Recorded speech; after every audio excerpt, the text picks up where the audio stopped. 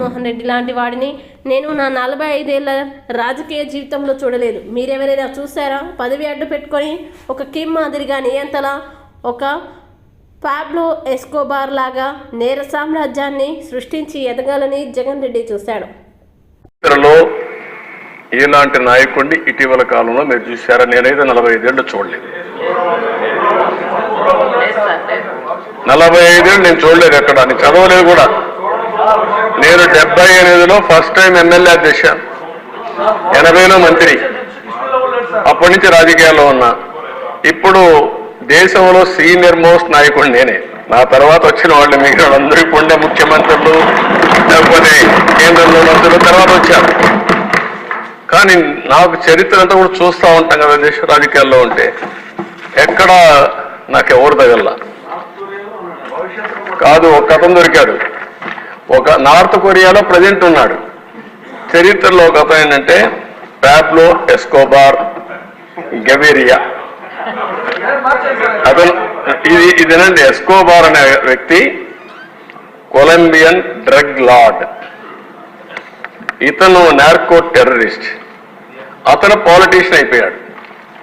అతను ఏం చేశాడంటే మొత్తం ఒక లీడర్గా తయారై మెడిలిన్ కార్టెల్ అనే పేరు పెట్టి ఈ డ్రగ్స్ అమ్మడానికి కారిడార్స్ ఎస్టాబ్లిష్ చేశాడు. ఎస్టాబ్లిష్ చేసి మొత్తం దీంట్లో $30 బిలియన్ డబ్బులు సంపాదించి అది ఈరోజు $90 బిలియన్ వర్త్ ఆఫ్ వెల్త్ సంపాదించాడు దీంట్లో. ఇది సంపాదించిన తర్వాత మీరు ఒకసారి చూస్తే 76లో అరెస్ట్ అయ్యాడు. 80లో number 1 and richest drug lord of the world. Drugs కూడా మీ ప్రపంచంలో రిచెస్ట్ ఫెలో కావచ్చు, వ్యాపారాలు చేసి కావచ్చు. కానీ ఇప్పుడు మాజీ ముఖ్యమంత్రి ఉద్దేశం ఏంటి? ఆయన కూడా అదే కావాలి. ఆయన ఏమనుకున్నా అంటే టాటా, రిలయన్స్, అదానీ ఇలాంటి వాళ్ళు డబ్బులు ఉన్నాయి, వాళ్ళకంటే నేను ఎక్కువగా సంపాదించాలనేది ఆయన కోరిక. నేను అందుకే ఒక మాట చెప్పాను మీకు, కొంతమందికి నీడ్ ఉంటుంది, కొంతమందికి గ్రీడ్ ఉంటుంది, కొంతమందికి మేనియా ఉంటుంది, పిచ్చ ఉంటుంది. మెకనస్ గోల్డ్ అదే పిచ్చ. అలాంటి పిచ్చబట్టిన వాళ్ళు ఇవన్నీ చేస్తారు. ఆ తర్వాత 82లో ఎంపీ అయ్యాడు, కొలంబియా పార్లమెంట్ ఎంపీ అయ్యాడు.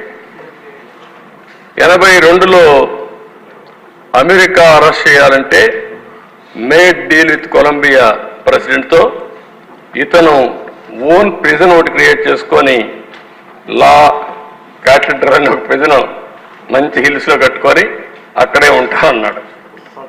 పెట్టారు. అక్కడి నుంచి తప్పించుకొని మళ్ళా వెళ్ళాడు. వెళ్ళిన తర్వాత 86లో ఈ killed minister of justice. Colombia minister law మినిస్టర్ని చంపేశాడు. అక్కడి నుంచి 85 సుప్రీంకోర్టు పైన అటాక్ చేశాడు. Palace of justice seize. 107 మందిని ఇంక్లూడింగ్ 11 మంది జడ్జిని చెప్పారు, తగలబెట్టారు. నాకు తెలియదు, ఇవన్నీ చూడాలి. సినిమా కూడా ఉందంట, బాగుందా? అది చూడాలి ఇప్పుడు మీరందరూ కూడా, రాష్ట్ర ప్రజానికి మొత్తం చూడాలి. పై టీడీపీ నేతలు తప్పుడు ఆరోపణలు చేస్తున్నారని, వ్యక్తిగత ఆరోపణ చేసే ముందు వివరణ తీసుకోవాలని ఎంపీ మిథున్ రెడ్డి మండిపడ్డారు. గురువారం ఆయన మీడియాతో మాట్లాడుతూ మదనపల్లి ఆర్డీఓ ఆఫీస్ ఫైళ్ల దహనంపై పసలేని ఆరోపణలు చేస్తున్నారు. ఈ ఘటనతో తనకు ఎలాంటి సంబంధం లేదని చెప్పారు. కొన్ని ఛానల్స్లో కూడా ప్రత్యక్షంగా పరోక్షంగా మమ్మల్ని ఉద్దేశించి రకరకాల వార్తలు ప్రచురిస్తున్నారు. నేను ఒకటే అడుగుతా ఉన్నాను, నా అఫిడవిట్లో కానీ లేకపోతే మా తల్లిదండ్రుల అఫిడవిట్లో కానీ లేకపోతే మా భార్య అఫిడవిట్లో కానీ అన్నీ కూడా వివరంగా, ఎక్కడైతే మేము తీసుకున్న ప్రాపర్టీస్ అన్నీ కూడా వివరంగా ఉన్నాయి. ఇవన్నీ కూడా ప్రైవేట్ వ్యక్తుల దగ్గర నుంచి తీసుకున్న ప్రాపర్టీసే. ఈ ఘటన గురించి నిజాలు రావాలని చెప్పి కూడా ప్రభుత్వం తరపు నుంచి కూడా ఈ ఘటన గురించి నిజాలు చెప్పాలని చెప్పి కూడా నేనే డిమాండ్ చేస్తూ ఉన్నాను. మీడియాలో కూడా చూడడం జరిగింది, అనురాగ్ అని చెప్పి ఒక అనుమానితుడిని కస్టడీలోకి తీసుకున్నారని చెప్పి కూడా వాళ్ళ పేరెంట్స్ కూడా, అతను వాళ్ళ ఫ్యామిలీ అంతా కూడా మేము తెలుగుదేశం నాయకులు, మేము తెలుగుదేశం పార్టీకి సంబంధించిన వాళ్ళు, మా పిల్లోని అనవసరంగా పట్టుకున్నారని చెప్పి కూడా మాట్లాడుతున్నారని చెప్పి కూడా మీడియాలో కూడా చూడడం జరిగింది. ఇవన్నీ కూడా నిజాలు బయట రావాల్సి ఉంది. నేను ఇంకొకటి కూడా మీడియా మిత్రులను కానీ అందరిని కూడా నేను మనవి చేసేసామంటే ఇవన్నీ కూడా వ్యక్తిగత ఆరోపణలు. ఒక వ్యక్తిగత ఆరోపణ చేసే ముందు మీరు మా వివరణ కోరితే ఖచ్చితంగా మా వివరణ కూడా తీసుకొని ఇదో ఈ విధంగా ఆరోపణ ఉందంటే మా వివరణ కూడా మేము చెప్తాము. దయచేసి రెండు కూడా మీరు చూసి నిజాలు మీరు వేయాలని చెప్పి కూడా నేను కోరుతా ఉన్నాను. రాజకీయ ఆరోపణలు ఉంటే పర్వాలేదు, వ్యక్తిగత ఆరోపణలు వచ్చినప్పుడు ఖచ్చితంగా మేము వివరణ ఇచ్చేదానికి సిద్ధము. ప్రతి ఒక్క ఏది చేసినా కూడా ఈరోజు దాదాపు 30 సంవత్సరాలుగా వ్యాపారం చేస్తా ఉన్నాము. ప్రతి ఒక్కటి కూడా ఇన్కమ్ ట్యాక్స్ డిపార్ట్మెంట్లో ఉంది. ప్రతి ఒక్క అసెట్ మాకు ఏదైతే ఉందో అవన్నీ కూడా ఈరోజు మీకు అఫిడవిట్లో ప్రతి ఒక్కటి కూడా అన్ని చేర్చడం జరిగింది. ఇవన్నీ కూడా పద్ధతిగా ఎక్కడ ఏది ఉన్నది కూడా ప్రతి ఇయర్లీ కూడా రిటర్న్స్ ఫైల్ చేయడం కానీ ప్రతి ఒక్కటి కూడా కానీ అన్నీ కూడా పద్ధతిగా ఉన్నాయి. కాబట్టి ఏది అడిగినా కూడా మేము వివరణ ఇస్తాము. దాని తర్వాత మీరు ఖచ్చితంగా మీరు తప్పు ఉంటే అవన్నీ కూడా నిలదీయండి. లేకపోతే మీరు ఏ పేపర్లో వేసినా కానీ టీవీలో వేసినా కానీ అవన్నీ కూడా సమంజసమే అని చెప్పి కూడా నేను అడుగుతున్నాను. అదేవిధంగా ఈరోజు ఆరోపణ చేసే నాయకులందరూ కూడా ఫ్యాక్ట్స్ ఊరికే నోటికి వచ్చినట్లు ఇన్ని 100 ఎకరాలను 1000 ఎకరాలను ఏదంటే అది ఈరోజు మాట్లాడుతూ ఉన్నారు. సాక్ష్యాధారాలతో కూడా మాట్లాడాలని చెప్పి కూడా నేను కోరుతా ఉన్నాను. అదేవిధంగా ఈరోజు గత 10 ఎలక్షన్లు దాదాపు 10 ఎలక్షన్లు మా తండ్రి ఎమ్మెల్యేగా పోటీ చేశారు. నేను కూడా ఇది 3వ ఎలక్షన్ నేను ఎంపీగా రావడం జరిగింది. ఏ ఒక్కరు ఈ 10 ఎలక్షన్లు అధికారంలో ఉండి లేకపోని ఏ పరిస్థితుల్లో ఉండి ఏ ఒక్కరైనా కానీ ఎవరైనా కానీ ₹1 మేము ఎలక్షన్ ఫండ్ ఇచ్చినామనో లేకపోతే ఎలక్షన్ పేరు చెప్పి మా దగ్గర ₹1 తీసుకున్నారని చెప్పో ఎక్కడన్నా నిరూపిస్తే కూడా ఈ రోజు నుంచి రాజకీయాలు వదిలేదని కూడా నేను సిద్ధమని చెప్పి కూడా చెప్తాను. నేను ఈ ఎలక్షనే కాదు 10 ఎలక్షన్లు మా నాన్నగారు పోటీ చేస్తున్నారు. ఏ ఎలక్షన్లో అయినా కానీ ఎవరైనా కానీ మా పార్టీ కానీ బయట పార్టీ కానీ ₹1 ఎలక్షన్ ఫండ్ ఎవరి దగ్గర ₹1 ఎలక్షన్ ఫండ్ తీసుకొని కూడా మేము పోటీ చేసింది కూడా లేదని చెప్పి కూడా నేను తెలియజేస్తా ఉన్నాను. కాబట్టి దయచేసి ఈ ఆరోపణలన్నీ కూడా ఈ పసలైన ఆరోపణలన్నీ కూడా వ్యక్తిగత ఆరోపణలు చేసే ముందు ఖచ్చితంగా మా వివరణ తీసుకోవాలని చెప్పి కూడా నేను మీడియా మిత్రులను కోరుతా ఉన్నాను. ఇవన్నీ కూడా ఈ మదనపల్లి ఘటన ఇవన్నీ కూడా బయట రావాలని చెప్పి కూడా కోరుతా ఉన్నాను. కొంతమంది మాట్లాడుతూ ఉన్నారు రికార్డులు తారుమారు చేసేదానికి ఈ ఘటన జరిగిందని చెప్పి. నేను ఒకటే అడుగుతాను, మా అఫిడవిట్లో ఉండే ప్రాపర్టీస్ కానీ ఇంకటి కానీ ఏదైనా కానీ ఎంఆర్ఓ ఆఫీస్లో ఉంటాయి, కలెక్టర్ ఆఫీస్లో ఉంటాయి, CCLAలో కూడా ఇవన్నీ రికార్డ్స్ ఉంటాయి. సో ఇవన్నీ కూడా ఏదో చిన్న ఘటన జరిగితే రికార్డ్స్ అన్ని తారుమారే పరిస్థితి ఉండదు. నన్ను అడిగితే నేనే ఇవ్వడానికి సిద్ధంగా ఉన్నాను. మీకు ఏ కావాలన్నా కూడా నేను వివరించేదానికి సిద్ధంగా ఉన్నానని చెప్పి కూడా నేను తెలియజేస్తున్నాను. ఇవన్నీ కూడా కుట్రపూరితంగా ఇమేజ్ దెబ్బతీయాలి, పేరు ప్రతిష్టలు భంగం కలగాలని చెప్పే విధంగా ఇవన్నీ కూడా ఈరోజు ఈ ఆరోపణలు కానీ ఇవన్నీ కూడా ఒక పద్ధతి ప్రకారం చేస్తూ ఉన్నారు. ఈ కొన్ని రోజుల ముందు చూసాం, ఒక ఆయన వచ్చి ఎర్రచందనం వ్యాపారం చేశారని నేను గట్టిగా అడిగాను, సాక్ష్యాధారాలు చూపించండి లేకపోతే క్షమాపణ చెప్పండి. ఇప్పుడు వరకు జవాబు లేదు. అదే విధంగా ఈ ఆరోపణలు కూడా పసలేని ఆరోపణలు అని చెప్పి. విశాఖ నగరంలో గత ప్రభుత్వ హయాంలో వైసీపీ నేతలు 60 కోట్ల స్కామ్ కి పాల్పడినట్లు గాజువాక ఎమ్మెల్యే పల్లా శ్రీనివాసరావు ఆరోపించారు. అసెంబ్లీలో ఆయన మాట్లాడుతూ విశాఖలో CBCNC క్రిస్టియన్ స్థలం ఉందని, తనకి ఎటువంటి రోడ్డు సాధ్యపడదని తెలిసి కూడా వైసీపీ నేతలు 60 కోట్లు TDR ఇచ్చినట్లు తెలిపారు. పల్లా శ్రీనివాసరావు గారు. ధన్యవాదాలు అధ్యక్ష. Visakhapatnam metro region development authority అని చెప్పి 2021-2024కి ఈ ప్లాన్ మాడిఫై చేసి ఆ మాడిఫై చేసినటువంటి ప్లాన్ని ఈ TDR స్కామ్కి వినియోగించారనే సందర్భం మీకు తెలియజేస్తున్నాను అధ్యక్ష. ఈ మాడిఫికేషన్ ఆసరాగా తీసుకుని ఎక్కడైతే మన రెస్ట్రిక్టెడ్ జోన్స్ ఉన్నాయో ఆ జోన్స్ అన్ని మార్చి వాటికి TDRలు ఇవ్వడం జరిగింది అధ్యక్ష. అదే కాకుండా కొన్ని సందర్భాల్లో టైటిల్ డీడ్ లేనటువంటి వాటికి కూడా వీళ్ళు మరి TDRలు ఇవ్వడం జరిగింది అధ్యక్ష. చెప్పాలంటే ఎప్పటి నుంచో ఉన్నటువంటి జాలార్పేట అధ్యక్ష, ఆ జాలార్పేట టైటిల్ వాళ్ళు ఎప్పటి నుంచో ఉంటే వాళ్ళ మీద TDRలు ఇవ్వడం కూడా వారు దానికి ఫైల్ మూవ్ చేసి కొంతమందికి ఇచ్చినటువంటి సందర్భాలు ఉన్నాయి అధ్యక్ష. అదే కాకుండా విశాఖపట్నం మెయిన్ రోడ్ మీద అంటే మాస్టర్ ప్లాన్లో ఇమాజినరీ రోడ్స్ పెడుతుంటారు అధ్యక్ష. అవి ఒక్కోసారి సాధ్యపడుతుంది, వేస్తుంటారు, ఇంకోసారి వేయరు అధ్యక్ష. కానీ వీళ్ళు ఏం చేశారంటే సిబిసిఎన్సి అనే ఒక ఒక క్రిస్టియన్ మైనారిటీకి సంబంధించినటువంటి స్థలం ఉంది అధ్యక్ష, అది మెయిన్ రోడ్డు మీద ఉంది. దానికి నాకు తెలిసి మాస్టర్ ప్లాన్లో పెట్టినటువంటి రోడ్డు ఎప్పుడు కూడా వేయడం సాధ్యపడదు. అలాంటి రోడ్డుకి సుమారు 60 కోట్లు టీడీఆర్లు ఇచ్చారు అధ్యక్ష. దీని మీద ఎంక్వైరీ చేయాలి అధ్యక్ష. ఇందులో గత పాలకులు ఎవరున్నారో వాళ్ళందరి హస్తం ఉంది అధ్యక్ష. ఇదే కాకుండా అధ్యక్ష మీకు చెప్పాము ఇదివరకు జోన్స్ మార్చారని. ఆ జోన్స్ ఎందుకంటే టీడీఆర్లతో సంబంధం ముడిపేసుకున్నటువంటిదే అధ్యక్ష. అంటే మాస్టర్ ప్లాన్నే Visakhapatnam metro region development authority ఏదైతే ప్లాన్ మాడిఫై చేసిందో దాన్నే ఆసరాగా చేసుకొని ఈ టీడీఆర్ స్కామ్లు చేశారు అధ్యక్ష. దాని మీద ఎంక్వైరీ వేయాలని చెప్పేసి నేను తెలియజేస్తాను అధ్యక్ష. ఇంకో మాట అధ్యక్ష, ఎంక్వైరీ అనేసరికి ఏమవుతుందంటే చిన్న చిలుక వాళ్ళ మీద పడిపోయేటువంటి పరిస్థితి ఉంటుంది అధ్యక్ష. అది కూడా మనం గమనించాల్సిన అవసరం ఉంది. ఇదే కాకుండా క్రెడాయి వాళ్ళు వచ్చి మాకు ఒక రిప్రజెంటేషన్ కూడా ఇవ్వడం జరిగింది అధ్యక్ష. ఏదైతే తనకు టీడీఆర్ స్కామ్లు ఉందో ఇదివరకు అన్ని కూడా వెబ్సైట్లో పెట్టేవాళ్ళు. వెబ్సైట్లో పెట్టినటువంటి సందర్భం గత 5 సంవత్సరాలుగా చూసాం. అయితే వారు ఏంటంటే కొంతమంది చిన్న బిల్డర్స్ మేము కొనుక్కున్నాము, మాకు ఏదో ఒకటి వెసులుబాటు కల్పించండి చెప్పేసి వాడు కూడా ఒక రిప్రజెంటేషన్ ఇచ్చారు. దీన్ని కూడా మనం కొంచెం ఆలోచించాల్సిన అవసరం ఉందని చెప్పి ఏదైతే విఎంఆర్డీఏ మాస్టర్ ప్లాన్ ఉందో దాని మీద టీడీఆర్లు అయితే ఏవైతే ఇచ్చారో మాడిఫికేషన్ ఆసరాగా తీసుకుని దాని మీద ఎంక్వైరీ చేయాలని కోరుతున్నాను. ధన్యవాదాలు. కల్తీ మద్యం తాగి యువత ప్రాణాలు కోల్పోవడం పట్ల టీడీపీ రాష్ట్ర కార్యదర్శి గంటా నూకరాజు ఆవేదన వ్యక్తం చేశారు. భీమిలి టీడీపీ కార్యాలయంలో ఆయన మీడియాతో మాట్లాడుతూ దీనిపై విచారణ నిర్వహించి బాధ్యులపై చర్యలు తీసుకోవాలని కూటమి ప్రభుత్వానికి విజ్ఞప్తి చేశారు.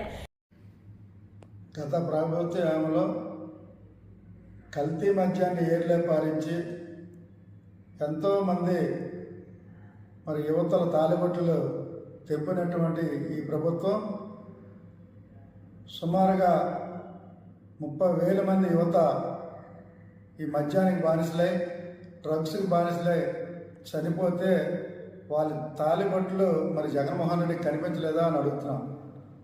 అలాగే 30 లక్షల మంది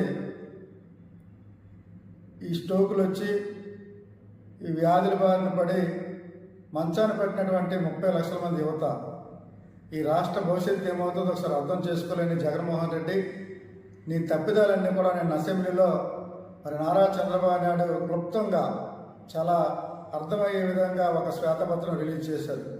మీ ఆటలు ఇక సాగవు. ఎందుకంటే 32 మద్యం బ్రాండ్లు ఉండేటప్పుడు కూడా 2 మద్యం బ్రాండ్లు తీసుకొచ్చి ప్రజల నెత్తిన రుద్ది ప్రజాధనాన్ని దోచుకున్నటువంటి జగన్మోహన్ రెడ్డి కమిషన్ రూపంలో వేలాది కోట్లు మీ నాయకులకి మీ కార్యకర్తలకి అప్పచెప్పినటువంటి జగన్మోహన్ రెడ్డి మూల్యం చెల్లించుకోవడం తప్పదు. రేపు సిఐడి ఎంక్వైరీలో నీ బండారం అంతా బయటపడుతుంది. దానికి నారా చంద్రబాబు నాయుడు కానీ లోకేష్ బాబు గారికి కానీ మంత్రికి కానీ పవన్ కళ్యాణ్ గారి ప్రత్యేకంగా కృతజ్ఞతలు తెలియజేస్తున్నాం. ఎందుకంటే ఇప్పటికైనా మన ప్రభుత్వంలో కూడా ఒక మద్యం పాలసీ మంచి పాలసీని తీసుకొచ్చి ప్రజలకి అందుబాటులో ఉన్న ధరలు అందుబాటులో ఉన్న విధంగా ప్రజలకి శారీరకంగా కానీ మానసికంగా కానీ ఏం కాకుండా మంచి మద్యాన్ని మీరందరూ కూడా అందించాలని మనస్ఫూర్తిగా కోరుకుంటూ శ్వేతపత్రం విడుదల చేసిన దానికి చంద్రబాబు నాయుడు గారికి మరొకసారి ప్రజల తరపున మా తరపున ప్రత్యేకంగా కృతజ్ఞతలు తెలియజేస్తున్నాను. అందరినీ ఆకట్టుకునే అలనాటి రామచంద్రుడు ఆగస్టు 2న విడుదల. కొత్త హీరో కృష్ణవంశీ. అలనాటి రామచంద్రుడు సినిమా యూనిట్ గురువారం విశాఖలో సందడి చేసింది. కృష్ణవంశీ, మోక్ష హీరోయిన్లుగా హైనివా క్రియేషన్స్ బ్యానర్పై హైమావతి, శ్రీరామ్ జడపోలు నిర్వహించి చిలుకూరి ఆకాష్ రెడ్డి దర్శకత్వం వహించిన అలనాటి రామచంద్రుడు మూవీ చిత్ర ప్రమోషన్లో భాగంగా విశాఖ వచ్చారు. ఇందులో భాగంగా డాబా గార్డెన్స్లో గల ఒక హోటల్లో ప్రెస్ మీట్ నిర్వహించారు. ఈ ప్రెస్ మీట్లో హీరోయిన్, డైరెక్టర్తో పాటు నటులు స్నేహ, వెంకటేష్ తదితరులు పాల్గొని మీడియాతో మాట్లాడారు. మీడియా మిత్రులందరికీ నమస్కారం. మీరందరికీ వచ్చినందుకు థ్యాంక్ యూ సో మచ్. పొద్దున్నే ఈరోజు వైజాగ్లో దిగిన తర్వాత సింహాచలం నరసింహస్వామి దర్శనం జరిగింది. చాలా సంతోషంగా ఉంది. మంచి పాజిటివ్ ఎనర్జీతో స్టార్ట్ అయింది ఈరోజు. వైజాగ్కి నాకు ఒక ప్రత్యేకంగా అనుబంధం ఉంది. యాక్చువల్లీ నా నట జీవితం ఇక్కడే స్టార్ట్ అయింది. మా సత్యనారాయణ సార్ గురుగారు ఆయన ఇన్స్టిట్యూట్లోనే ఇక్కడ యాక్టింగ్ ట్రైనింగ్ స్టార్ట్ అయింది. సో అక్కడి నుంచి ఇక్కడ వరకు రావడం నాకు ఫీలింగ్ చాలా లక్కీ, చాలా అదృష్టం అనిపిస్తుంది. మా సినిమా అలనాటి రామచంద్రుడు ఆగస్ట్ 2 నాకు మొదటి సినిమా హీరోగా. మీ అందరికీ ఒక మంచి feel good clean cinema, family entertainer. ప్రతి ఒక్కరి జీవితంలో ఒక లవ్ స్టోరీ అనేది ఖచ్చితంగా ఉంటుంది, అది చెప్పినా చెప్పకపోయినా మనకి. అలాగే మన సినిమాలో కూడా మన డైరెక్టర్ గారు చాలా మంచి కోర్ ఎమోషన్తో కథ రాశారు. ప్రతి అమ్మాయి జీవితంలో వాళ్ళ తండ్రి లాంటి ఒక అబ్బాయి కోరుకుంటుంది. సో ఆ పాయింట్ మీద చాలా బాగా తీశారు సార్. అందరూ ఖచ్చితంగా వెళ్ళి థియేటర్స్లో వెళ్ళి చూడండి. ఆగస్ట్ 2 రిలీజ్ మా cinema. Once again thank you so much. అందరూ తెలుగు ప్రేక్షకులు, మీడియా మిత్రులు నమస్కారము. నేను మోక్ష. నేను తెలుగు అమ్మాయి కాదు, బెంగాలీ అమ్మాయి. కానీ స్టిల్ ఇప్పుడు actually I'm a Telugu girl. ఇప్పుడు కొంచెం తెలుగు నేర్చుకున్నాను, తెలుగు వస్తుంది, మాట్లాడడానికి ట్రై చేస్తున్నాను. ఎనీ మిస్టేక్స్ ఉంటే క్షమించండి. First of all thank you so much everyone for this lovely warmth. From day before yesterday, we started for this promotional tour of Alanati Ramachandrudu, ma movie Alanati Ramachandrudu kosam, and it's unexpected. We know this Telugu audience is like the best of audience, the best of movie lovers in India now, and for Telugu industry has gone to the worldwide. It's equivalent to the Telugu industry is representing India in world. So it's because of the Telugu audience, Telugu media and the Telugu industry, the biggest of stars and biggest of directors. So I'm very lucky. Dina second Telugu movie. I started with Lucky Lakshman. I'm adrushtam. First Lakshman, ఇప్పుడు రామచంద్రుడు. So చాలా happy and positive ఫీలింగ్గా ఉన్నాను ఇప్పుడు. Please, we are కొత్త actors, కొత్త directors, but ఈ movie actually in my point of view ఇప్పుడు very simple stories, simple things are very difficult to make, because to keep audience engaged for 2.5 hours on screen, it's very difficult without big stars, without big cast. So what we have only pure honest compassion, generosity in the movie, just only efforts, good manchi effort. పొద్దున్నే సింహాచలానికి వెళ్ళేసి స్వామివారి దర్శనం చేసుకుని ఇక్కడికి వచ్చాను. చాలా positive feeling ఉంది మొత్తం వైజాగ్ వచ్చిన తర్వాత. ఇకపోతే మా సినిమా గురించి చెప్పాలంటే, సినిమా నేమ్ వచ్చేసి అలనాటి రామచంద్రుడు. ఈ సినిమా ప్రేమ కథ అండి, pure feel good love story. ఇందులో ఏంటంటే నార్మల్గా మనకి ఒక ప్రేమ గురించి చెప్తున్నాను. ఎలాంటి కథ అంటే, ఇప్పుడు చాలామందికి నేను ఒక అమ్మాయి ఇష్టపడ్డా, ఒక అబ్బాయి ఇష్టపడినా అట్రాక్షన్, ఇన్ఫాచ్యుయేషన్ ఇలాంటివి ఉంటాయి, క్రష్ లాంటిది. సో ఇలాంటి టైప్ ఆఫ్ ఫీలింగ్ కాకుండా మన లోపల ఒక మనసులో ఒక చిన్న జెన్యూనిటీ, హానెస్టీ ఉన్న ఒక అబ్బాయి కానీ ఒక అమ్మాయి కానీ ఉండాలనుకునే తత్వంలో. సో అలాంటి అబ్బాయి కథే ఈ సినిమా కథ స్టోరీ అండి. మీ అందరికి ఖచ్చితంగా నచ్చుతుంది అనుకుంటున్నాను. దయచేసి చూడండి, ఎందుకంటే ఇది ఆగస్ట్ 2 రోజు సినిమా రిలీజ్ అవుతుంది. ఎస్విసి దిల్రాజు గారు రిలీజ్ చేస్తున్నారు, ఎస్విసి బ్యానర్ నుంచి. Thank you. మీడియా మిత్రులందరికీ గుడ్ మార్నింగ్ అండి. థ్యాంక్ యూ వాళ్ళ మాకు ఈ ప్రెస్ మీట్ అరేంజ్ చేసి మాతో మాట్లాడటానికి వచ్చినందుకు. ఫస్ట్ ఆఫ్ ఆల్ మా డైరెక్టర్ ఆకాష్ రెడ్డి గారు చాలా మంచి స్టోరీ రాశారు, అలనాటి రామచంద్రుడు అని. ప్రజెంట్ యూత్కి కూడా నచ్చేలాగా, అట్ ద సేమ్ టైం మీ ఫ్యామిలీ మెంబర్స్కి, ఎల్డర్స్కి కూడా నచ్చేలాగా చాలా బాగా రాశారు. అండ్ ఇందులో నేను ప్లే చేసిన క్యారెక్టర్ వచ్చేసి శ్రీశైలం అండి. అతను చాలా ఫన్నీ క్యారెక్టర్. నేను ప్లే చేస్తున్నప్పుడు కూడా చాలా ఎంజాయ్ చేశాను. అండ్ కృష్ణవంశీ మోక్షతో యాక్ట్ చేస్తున్నప్పుడు కూడా ఇంకా చాలా బాగా ఎంజాయ్ చేసాం షూటింగ్ ప్రాసెస్ అదంతా. సో మా మూవీ ఆగస్ట్ 2 వస్తుంది. సో మీరు తప్పకుండా వైజాగ్ ప్రేక్షకులందరూ ఆగస్ట్ 2 థియేటర్స్కి వెళ్ళి చూసి మా మూవీని ఆశీర్వదించాలని కోరుకుంటున్నాము. So thank you. ఎర్రమట్టి దిబ్బలను పరిశీలించిన వాటర్మన్ డాక్టర్ రాజేంద్ర సింగ్. జనసేన నాయకులు బోలిశెట్టి సత్యనారాయణ. జనసేన నాయకులు Bolisetti Nageswararao comments. Waterman doctor Rajendra Prasad ఉన్నపలంగా ఫ్రాన్స్ నుంచి ఇక్కడికి రావడానికి ప్రధాన కారణం ఎర్రమట్టి దిబ్బలు దోచేస్తున్నారు అని. ఇలా చేయడానికి ఎవరు కారణం? పర్యావరణాన్ని పరిరక్షించాలని జనసేన ప్రధాన లక్ష్యం. సముద్ర నీటిని కూడా మంచినీటిగా మార్చే శక్తి ఎర్రమట్టి దెబ్బలకు ఉంది.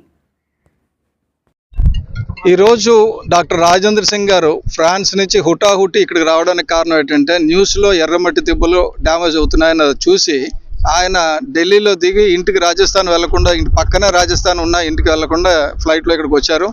వచ్చిన దగ్గర స్ట్రైట్గా ఇక్కడికి వచ్చి చూడడానికి కారణం ఏంటంటే ఎంతవరకు డ్యామేజ్ అయింది, ఇంక దీనికి ఏం చేయాలి. ఇప్పుడు డ్యామేజ్ అయ్యింది, మనం ఏం చేయలేం, కానీ ఫర్దర్గా డ్యామేజ్ అవ్వకుండా చూడడం ఒకటి. రెండోదేమో ఇది ఎందుకు డ్యామేజ్ అయింది, ఎలా డ్యామేజ్ అయింది, ఎవరు కారణం, ఇది ఎవరికో అలర్ట్ చేశారు. ఆ అలర్ట్ చేసినప్పుడు అధికారులకి జ్ఞానం ఉండాలి కదా, ఇది జియోలాజికల్ సైట్, ఇది ఇవ్వకూడదన్న జ్ఞానం వాళ్ళకి ఉండాలి. సరే ఏదో అలర్ట్ చేశారు, తప్పైనా సరే నేను మీ అందరం కూడా జనసేన పార్టీ కానీ పవన్ కళ్యాణ్ గారు కానీ మేము కానీ ఎవరు కూడా వీఆర్ నాట్ ఎగనెస్ట్ ఎనీబడి. మా ఇంట్రెస్ట్ ఏంటంటే ప్రొటెక్ట్ ద నేచర్. ఇప్పుడు ఇక్కడ ఎవరైనా తప్పుడుగా ల్యాండ్ ఇచ్చారనుకోండి, ఆ ల్యాండ్ ఇచ్చిన దానికి ఆల్టర్నేటివ్ ల్యాండ్ ఇంకో దగ్గర ఇవ్వాలి వాళ్ళకి, అంతే తప్ప కానీ ఇక్కడ కన్స్ట్రక్షన్ చేస్తాము అంటే ఇది కన్స్ట్రక్షన్కి సూటబుల్ సైట్ కాదు, ఇటువంటి సైట్ని డిస్ట్రాయ్ చేయడానికి వీలు లేదని చెప్పి జియోలాజికల్ ఎక్స్పర్ట్ రాజశేఖర రెడ్డి గారు దీని మీద అధ్యయనం ఇప్పుడు కాదు గత 40 ఏళ్ళుగా చేస్తున్నారు. 20 ఏళ్ళ క్రితమే దీని మీద బోల్డెన్ డాక్యుమెంట్ సబ్మిట్ చేశారు, ఇక్కడ పెద్ద ప్రోగ్రామ్స్ కండక్ట్ చేశారు. ఇది one of the world heritage sites, geo heritage sites. ఇక్కడ భౌగోళిక అంటే భూగోళం ఏర్పడడానికి రకరకాల కారణాలు ఉంటాయి కదా, అందులో కారణాలు తెలుసుకునే విధంగా ఉన్న సైట్ ఇది. దీనికి ఇంకా చాలా వరకు శాస్త్రవేత్తలకి ఇది పనికొచ్చే సైటు. అలాగే సముద్రంలో ఉన్న నీరుని, ఉప్పు నీటిని సిటీలోకి వెళ్ళేటప్పుడు మంచినీటిగా మార్చే శక్తి కూడా దీనికి ఉంది. అటువంటి దాన్ని మనం పాడు చేసుకోకూడదు. పవన్ కళ్యాణ్ గారు ముఖ్యంగా పర్యావరణాన్ని పరిరక్షిస్తూ ఉన్నారు కాబట్టి లంగ్ స్పేస్ లాంటి ఈ స్పేస్ని నాశనం కాకుండా చూడాల్సిన బాధ్యత కూడా మన మీద ఉంటుంది. అలాగే ఈ ల్యాండ్ ఓనర్స్ ఇక్కడ కొనుక్కున్న వాళ్ళంతా చాలా మంచి వాళ్ళు ఉన్నారు, వీళ్ళందరూ కూడా ఇక్కడికి వాళ్ళు కూడా నష్టపోకూడదు, వాళ్ళకి ఇంకో దగ్గర ఆల్టర్నేటివ్ సైట్ చూపించాలని చెప్పి ప్రభుత్వాన్ని కోరుతున్నాం. Right, thank you. గత కొద్దిగా పరిరక్షణకు ఉండట్లేదు, ఇక్కడ అక్రమంగా లేఅవుట్లు వేస్తున్నారని చెప్పి కూడా ఆరోపించారు. దాని మీద మీరేమంటారు? అదే ఇప్పుడు చెప్పింది దానికి సమాధానం అండి. కళ్యాణ్ గారు స్వయంగా ఇక్కడికి వచ్చారు 23rd డిసెంబర్ జనవరిలో ఇక్కడికి వచ్చారు. వచ్చినప్పుడు కూడా ఆయన చాలా క్లియర్గా చెప్పడం జరిగింది, ఎందుకంటే ఈ ఎర్రమట్టి దెబ్బల సంరక్షణ మేము బాధ్యత తీసుకుంటామని చెప్పేసి. అట్ ద సేమ్ టైం మా ఉద్దేశం ఏంటంటే ఇక్కడ ఎవరు కొనుక్కున్నా వాళ్ళు నష్టపోకుండా, ఎందుకంటే ప్రభుత్వం నుంచి కొనుక్కున్నారు కాబట్టి వాళ్ళు నష్టపోకుండా ప్రభుత్వం తగిన చర్యలు తీసుకోవాలని కూడా మేము కోరుతున్నాం. Thank you. స్టార్ట్ చేయమన్నారంటే దీనికి పర్మిషన్లు ఇవ్వడానికి అవకాశం లేదండి, ఇది జియో హెరిటేజ్ సైట్ కాబట్టి పర్మిషన్ ఇవ్వడం, అసలు ఆ పర్మిషన్ 22లో ఇచ్చిన పర్మిషనే తప్పు. అది అధికారుల ఒత్తిడి వల్ల అటువంటి పర్మిషన్ అనేది ఇవ్వకూడదు. అటువంటి పర్మిషన్ ఇవ్వడం 100% తప్పు, ఎందుకంటే అది జియో హెరిటేజ్ సైట్గా ఉన్న దాని మీద పర్మిషన్ ఇవ్వకూడదు. అది right, thank you. Red sand dune में खड़े हैं. This red sand dune is a very important site for this world, not only for Visakhapatnam. So this is not the right for the Visakhapatnam. The ecological, hydrological, geological important place they are destroying here. तो ये जो यहाँ destruction हमने देखा, इसको देखकर हम सचमुच बहुत दुखी हुए. इस तरह की सब जगह मिट्टी नहीं है, ये यूनिक मिट्टी है और विशाखापट्टनम के लिए इसकी इम्पोर्टेंस है कि ये जो समुद्र का पानी है उस खारे पानी को डिसैलिनेट करके इस एरिया में वो मीठा करती है. तो ये जो साइट है इसके प्रोटेक्शन की ज़रूरत है. यहाँ इस ज़मीन पर किसी भी तरह का हैबिटेशन करना और एग्रीकल्चर करना ये बिल्कुल उचित नहीं है. इस पर केवल और केवल जंगल लगाने की ज़रूरत है और जंगल भी अपने आप आ जाएगा. ये जो जंगल है जो इन्होंने डिस्ट्रॉय किया है बस उसको रोक देना चाहिए, ये अपने आप रिजुनेट होगा और इसको बचा के रखना बहुत ज़रूरी है. हमारे मित्र राजशेखर रेड्डी इसके लिए लड़ रहे हैं बहुत दिनों से. ये एक जियो इंटरनेशनल इम्पॉर्टेंट पार्क बन सकता है. मुझे उम्मीद है कि सरकार, भारत सरकार और हमारा पुरातत्व विभाग और हमारी आर्कियोलॉजी डिपार्टमेंट ये सब मिलके इसको एक इम्पॉर्टेंट साइट डिक्लेयर करके इसको बचाएंगे.